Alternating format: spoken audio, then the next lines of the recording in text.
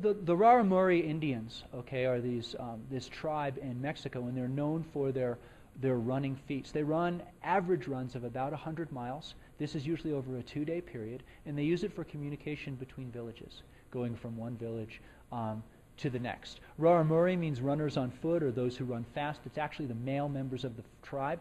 It's Rarakori is the female members. So running was for communication, transportation, and ceremonial purposes. They're really interesting. You can Wikipedia them, and you can read a little bit about these guys. But it was thought originally that they were some of the barefoot runners, but actually a lot of the Tarahumara Indians aren't barefoot runners. They actually cut tires up and fasten a piece of rope through the tire like a thong sandal that comes and wraps around the heel. So many of them are running on old tires, not necessarily barefoot, but still minimalistic amounts of support. And again, these people, yeah, they're very green runners, and their feet are very black and very dirty, as you can see from the slide here. Another group, and this is one of my pet groups that I love to pick on a lot, are the Masai. And I don't like to pick on the Masai people at all. They're, northern Kenya, Tanzania area. But it's the company that basically exploited the Masai who invented the MBT shoe, the Masai Barefoot Technology shoe. And the reason is the Masai, first of all, they weren't runners.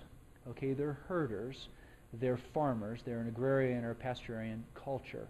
And they walk around a lot. That's their big thing. And the Kenyan government tried to get them to be more sedentary, and they don't. So they basically have rights that date back hundreds and hundreds of years that allow them to graze their cattle over these long periods. So basically, they're not really barefoot. They wear sandals. Their sandals are usually adorned with some sorts of beads or things like that. Now, if you've looked at the Masai barefoot shoe, it doesn't look anything like a sandal.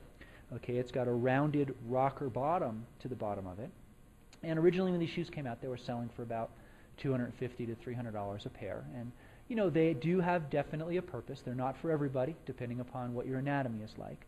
And they can create, certain problems in individuals. Well, what happened after a few years, the patent, I guess, wore out or was no longer in effect.